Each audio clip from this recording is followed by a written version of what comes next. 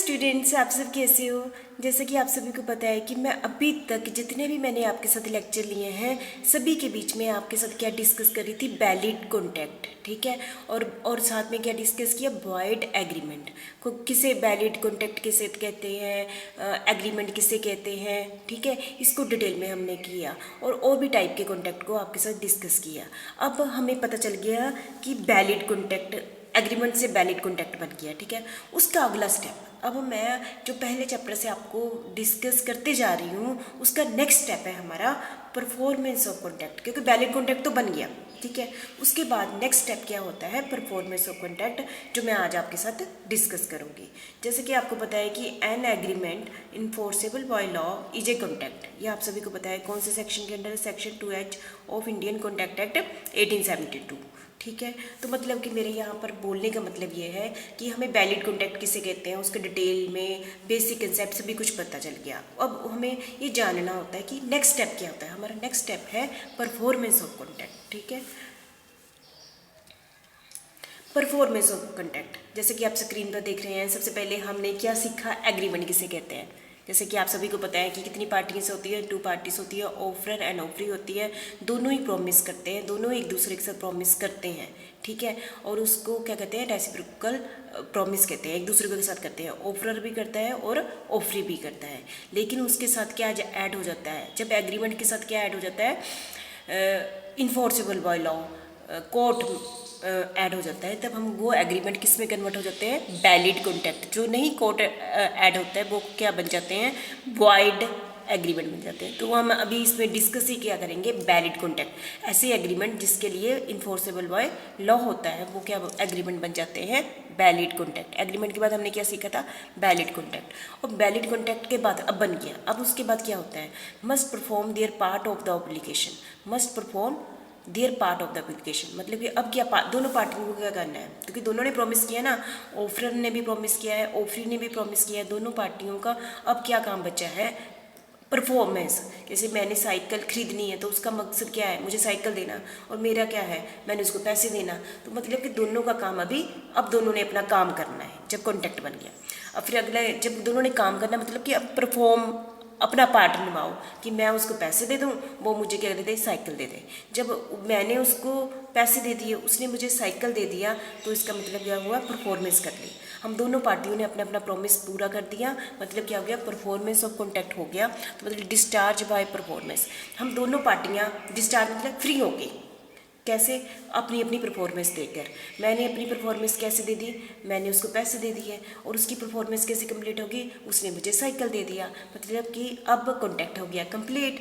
यहाँ था valid contact बना था, यहाँ डिस्चार्ज बाय कैसे वो कंप्लीट हुआ, डिस्चार्ज, दोनों फ्री कैसे हुए, दोनों फ्री तब हुए जब दोनों ने अपनी अपनी परफॉर्मेंस दे दी। बस हमने यही डिस्कस करना है, परफॉर्मेंस ऑफ कॉन्ट्रैक्ट क्या होता है।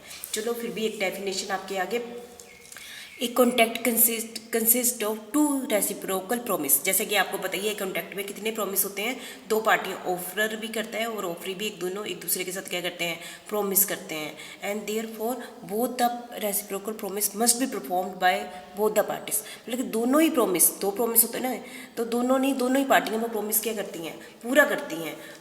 किस लिए पूरा करेंगे, टू डिस्चार्ज द कॉन्ट्रैक्ट, अपने कॉन्ट्रैक्ट कंप्लीट, मतलब डिस्चार्ज मतलब फ्री हो जाएंगे कॉन्ट्रैक्ट पर, जो दोनों अपना क्या कर देंगे, प्रॉमिस क्या कर देंगे, पूरा कर देंगे। तो मुझे लगता है कि आप सबको समझ आ गया परफॉर्मेंस ऑफ कॉन्ट्रैक्ट क्यों जरूरी है, क्योंकि हमने दोनों ने फ्री होना है, डिस्चार्ज ऑफ द कॉन्ट्रैक्ट।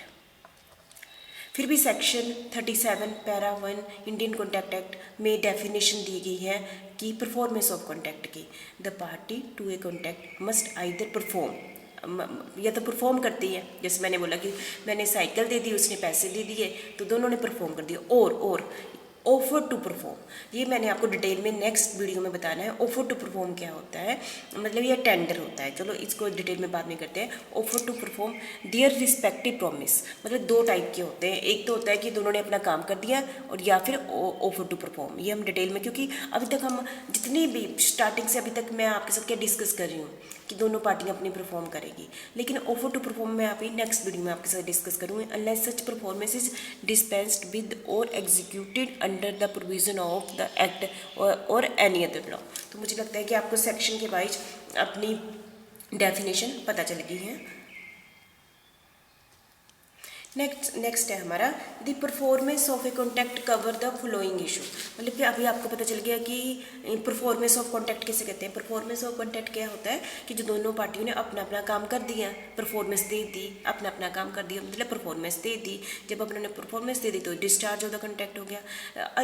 इन सभी काम के लिए हमें कुछ पॉइंट्स का पता होना चाहिए, ठीक है, कुछ इशू का पता होना चाहिए। वो जो आप स्क्रीन में देख रहे हैं 6 पॉइंट है, यही 6 पॉइंट मैं आपके पूरे इस लेक्चर में डिस्कस करूँगी। मतलब ये आपका एक चैप्टर है, जिस चैप्टर में मैं आपके साथ ये 6 पॉइंट ही डिस्कस करूँगी डिटेल में, ठीक है। तो मतलब कि है पहला है obligation of party to the contract, है ना। मतलब कि obligation to the party the contract का मतलब क्या है कि जो भी ऑब्लिगेशन थी, ऑब्लिगेशन मतलब कि जैसे कि ऑफरर है, ऑफरी है, ठीक है, उनकी ऑब्लिगेशन थी ना, क्या क्या ऑब्लिगेशन थी कि जैसे मैं ऑफरर था, वो ऑफरी था, मैंने साइकिल खरीदना था, उसने मुझे साइकिल दे दिया और मैंने उसको पैसे दे दिया, दोनों ही पार्टी की ऑब्लिगेशन बनती है, ठीक है। Effect of refusal to accept offer और परफॉर्मेंस, मतलब कि उसका क्या इफेक्ट पड़ेगा यदि उसने, ये आपको नाम से ही पता चला, रिफ्यूज़ कर दिया, एक्सेप्ट, है ना। और तीसरा है आइडेंटिफाई ऑफ द परफॉर्मर, तीसरा हमने किसको, परफॉर्मर को आइडेंटिफाई करना है। फोर्थ है time and place of performance, किस टाइम और किस प्लेस पर परफॉर्मेंस होनी है। परफॉर्मेंस ऑफ रेसिप्रोकल प्रॉमिस, दोनों मतलब दोनों का परफॉर्मेंस। एप्रोप्रिएशन ऑफ पेमेंट, जैसे अभी तो मैंने आपके सामने पॉइंट पढ़े हैं ना, इसको डिटेल में अलग अलग हम डिटेल में आपके साथ डिस्कस करूँगी। मतलब मेरा यहाँ पर लिखने का मकसद ये है कि परफॉर्मेंस ऑफ कॉन्टैक्ट में हम ये सारे पॉइंट्स कवर करेंगे। जब पेपर में आ जाए तो ये सारे पॉइंट्स आपने कवर करने हैं, ताकि यहाँ लिखने का मकसद ये था ताकि आप कंफ्यूज ना हो जाओ, क्योंकि एक दूसरे के साथ मिक्स ना हो जाओ, ठीक है। जैसे मैंने एक लेक्चर आप पर इसको देना है, एक लेक्चर मैंने आपको इस पर देना है, तो अलग अलग लेक्चर दूंगी ना। तो मतलब कि जब मैं अलग अलग लेक्चर दूंगी तो इसका मतलब ये है कि वो सारे लेक्चर के किससे रिलेटेड है, परफॉर्मेंस ऑफ ए कॉन्टैक्ट से रिलेटेड है, ठीक है। ऑब्लिगेशन, जैसे हमारा पहला पॉइंट क्या था, obligation of party to the contract, ठीक है। आइदर परफॉर्म और offer to perform. Either perform मतलब मैंने पैसे दे दिए, उसने मुझे साइकिल दे दिया, तो हमने दोनों ने क्या कर दिया, परफॉर्मेंस कर दी। और मतलब ऑफर टू परफॉर्म, ये मैं आपको डिटेल में नेक्स्ट वीडियो में बताऊंगी ऑफर टू परफॉर्म होता क्या है, ठीक है। और सेक्शन 37 क्या कहता है, कॉन्ट्रैक्ट कैन बी फुलफिल इन 2 वे, दो टाइप से कॉन्ट्रैक्ट फुलफिल माना जाएगा। एक्चुअल परफॉर्मेंस, एक्चुअल परफॉर्मेंस मतलब जैसे मैं बार बोल रही हूँ, मैंने उसको पैसे दे दिए, उसने मुझे साइकिल दे दी, दोनों ने परफॉर्मेंस कर दी, तो एक्चुअल परफॉर्मेंस होगी, ठीक है। अटेम्प्ट परफॉर्मेंस और एन ऑफर ऑफ परफॉर्मेंस और टेंडर, मतलब कि जो टेंडर है, मैं आपको एक नेक्स्ट वीडियो में पूरा टेंडर के बारे में बताऊंगी, उसको हम क्या कहते हैं, ऑफर टू परफॉर्म, इसी को ही हम क्या कहते हैं, अटेम्प्ट परफॉर्मेंस, और इसी को कहते हैं एन ऑफर ऑफ परफॉर्मेंस, है ना। ये यही हो गया, सेम ही होगा। और टेंडर 3 नाम है इसके, ठीक है। तो मतलब कि एक्चुअल परफॉर्मेंस आपको पता ही है, तो इस पॉइंट को, टेंडर को मैंने आपको डिटेल में अभी नेक्स्ट वीडियो में आपको बताना है, ठीक है। तो मतलब कि मेरे कहने का मतलब ऑब्लिगेशन ऑफ द पार्टी, हमारा पहला टॉपिक किया था obligation of the party to contract, यही हो गया कि एक्चुअल परफॉर्मेंस, जैसे मैंने साइकिल ले लिया, उसने मुझे साइकिल दे दिया, मैंने उसको पैसे दे दिए, मतलब दोनों ने अपनी परफॉर्मेंस दे दी अकॉर्डिंग टू सेक्शन 37। और दूसरा पॉइंट क्या है, टेंडर, ठीक है। Thank you very much. मुझे लगता है कि इस वीडियो में आप इतना तो समझ गए कि परफॉर्मेंस ऑफ कॉन्टैक्ट क्या होता है, और हमने इस चैप्टर में क्या क्या पॉइंट्स डिस्कस करने हैं, और हम अलग अलग पॉइंट अब उठाएंगे, उसको डिटेल में डिस्कस करेंगे, ठीक है। तो आपको ओवरऑल पता चल गया परफॉर्मेंस ऑफ कॉन्टैक्ट किसे कहते हैं। Thank you very much.